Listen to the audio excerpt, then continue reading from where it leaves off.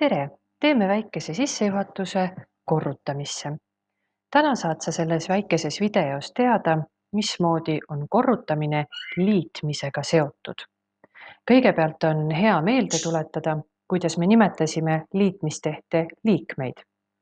Vasakul pool võrdusmärki on meil liitmistehtes liidetavad ja paremal pool võrdusmärki olevat vastust nimetame me liitmistehte puhul summaks.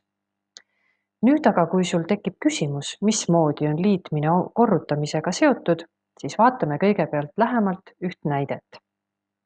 Sul on ilusad pildid nähtavad, 3 koera. Esimese koera kohta on öeldud, et tema sööb 1 kord päevas. Nagu sa näed, on talle ka üks toidukauss siia kenasti joonistatud. Teise koera kohta on öeldud, et tema sööb juba 2 korda päevas. Kummalgi toidukorral 1 kausitäie. Liitmistehtena väljendame me seda 1 + 1 ja saame kokku 2 kausitäit. Kolmanda koera puhul on öeldud, et tema on alles kutsikas ja seetõttu sööb lausa 3 korda päevas. Nagu sa näed, siis esimesel toidukorral sööb ta 1 kausitäie, teisel toidukorral 2 kausitäie ja kolmandal toidukorral 3 kausitäie. Liitmistehtena väljendame me seda selliselt. 1 + 1 + 1 on kokku 3. Kuidas nüüd seda sama asja aga korrutamistehena väljendada? Vaatame kõigepealt ühest väikesest videost.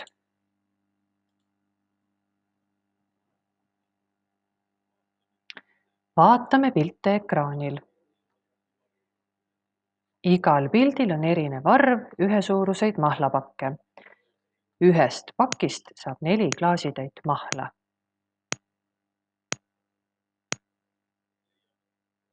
Leiame, mitu klaasi mahla saab igal pildil olevatest mahlapakkidest kokku. Esimesel pildil olevast pakist saab 4 klaasitäit mahla.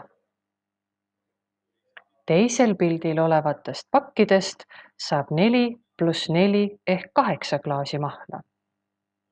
Kolmandal pildil olevatest pakkidest saab 4 + 4 + 4 ehk 12 klaasi mahla. Me liitsime kogu aeg arvu 4. Võime öelda ka teisiti. Esimesel pildil on 1 kord 4 klaasi. Teisel pildil on 2 korda 4 klaasi ja kolmandal pildil on 3 korda 4 klaasi. Võrdsete arvude liitmist kirjutatakse matemaatiliselt üles lühemalt. Selleks võtame kasutusele uue tehte, mida nimetatakse korrutamiseks.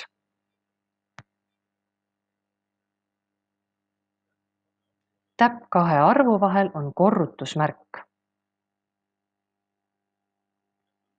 Jätan meelde. Võrdsete arvude liitmist nimetatakse korrutamiseks.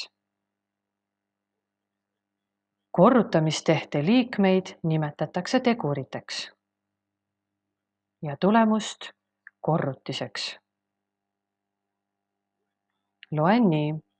2 korda 4 on 8. No nii, nüüd kus me saime selle väikese videolõigu ka vaadatud, on meil hea vaadata üle uuesti korraks need koerapildid. Ühe toidukausi puhul me korrutamistehtena seda väljendada ei saa, nii nagu ei saa me väljendada ka seda liitmistehtena. Küll aga, kui koer sööb juba 2 kausitäit toitu päevas, siis liitmistehte asemel saame me väljendada seda ka korrutamise tehtena 2 korda 1 ehk 2 korral sööb ta 1 kausitäie. Ja vastus on ikkagi 2, et ta sööb kokku 2 kausitäit toitu päevas. Kui me sellest kutsikast räägime uuesti, et tema sööb 3 korda päevas, siis liitmistehtena ütlesime me, et 1 + 1 + 1 on 3. Korrutamistehtena saame me öelda, et kutsikas sööb 3 korral päevas 1 kausitäie toitu ehk 3 korda 1. Ja tulemuseks on ikkagi 3.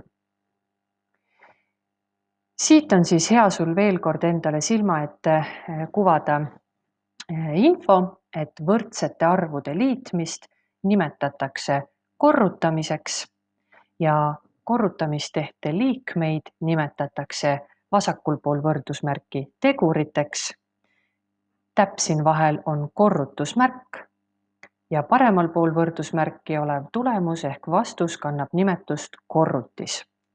Ja lugeda tuleb seda siis nii. 4 korda 2 on 8.